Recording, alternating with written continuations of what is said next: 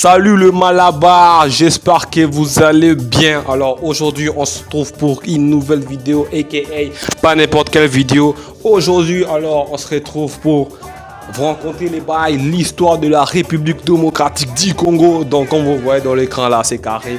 N'oubliez pas de vous abonner, de mettre un petit like des familles, vous connaissez la chanson. Et la vidéo commence maintenant.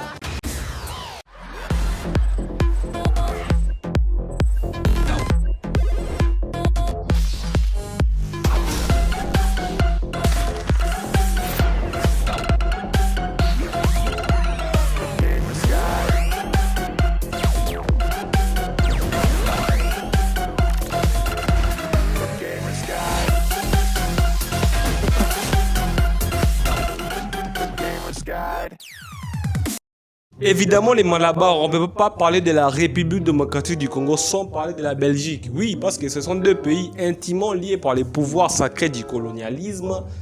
Ouais, tu vois la Belgique comme elle est là, les boys. Sans la République démocratique du Congo, ça ne serait pas la Belgique, mais ça serait plutôt Montchique. Alors, petit cours d'histoire. 1885 et 1908, Léopold II, roi des Belges, était le roi du Congo belge, l'une des appellations, des anciennes appellations de la République démocratique du Congo. Les gars étaient dans le business du côté du combat, donc les gars tuaient les games. Et en plus, pendant son règne dirigeant, il a tué près de la moitié de la population de la République démocratique du Congo. Donc c'était un malade. Il s'est écrit comme un tuton de SNK. De 1908 à 1959, la Belgique colonise officiellement l'RDC et découvre un truc incroyable. L'uranium présent dans la province du Katanga. Les gars, laissez-moi vous dire que l'uranium congolais, c'est ce que les US ont utilisé pour fabriquer les nucléaires. Donc, le nucléaire, c'est ça qui a stoppé la Deuxième Guerre mondiale. Donc les boys, c'est grâce à la RDC que la Deuxième Guerre mondiale s'est arrêtée. En 1958, il y a eu un mouvement de nationalisme, notamment avec Patrice Emery Lumumba. Ouais, donc laissez-moi vous expliquer l'idée de l'ambiance. Les gars, en 1958, il y a eu l'exposition universelle. Et dans cette exposition, les gars, la Belgique a exposé son atonium et des os avec des enfants congolais.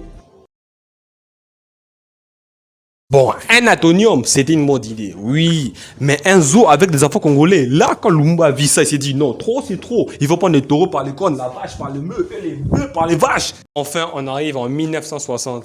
La Belgique décide enfin de rendre la clé de la République démocratique du Congo aux Congolais méritants sortant sans exception les négros. Bon. Les rois Baudouin, il y a sale move. Non, pour eux, c'était un bon move, mais pour nous, c'était un sale move. Il a félicité l'œuvre du génie Léopold II. De l'œuvre conçue par le génie du roi Léopold II. Comment il a pu faire ça, négro? Ben, heureusement, un Congolais a l'essence du penchien dans le sang. C'est là, en 1960, indépendance, tia, Dolongi. Quelques minutes après, les gars, c'est parti en couille. Oui, la mort de Patrice Emery Lumumba, l'entrée Mobutu, les Zaïre, le Congo Zaïre, tout c'est parti en vrille, les boys. Tout. Mais on s'est calme. Genre, tout s'est parti en vrille, la mort, tout s'est passé si vite. En plus, la Belgique a attendu 40 ans pour s'excuser de la mort. Et en plus, ils reviennent en RDC. Bon, là, je vais pas chercher la polémique, là. On était là. Bon.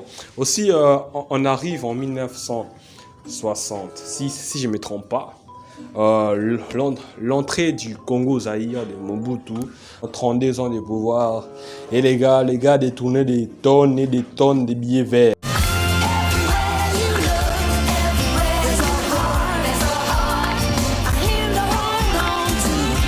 Je ne suis pas là pour détailler chaque année que Mobutu a fait pendant ses pouvoirs. D'abord, je n'étais même pas encore né. Là, si vous voulez que je détaille ça dans une autre vidéo, peut-être, ça dépendra de vous. Bon, après le règne de 32 ans, Mobutu, Kabila s'est associé avec des pays comme le Rwanda et l'Ouganda en disant, les gars, j'ai des minéraux dans mon pays, ça vaut de l'or, vraiment de l'or. Donc les boys, aidez-moi, militairement parlant. Comme ça, après que Mobutu quitte, je vais vous donner gratuitement.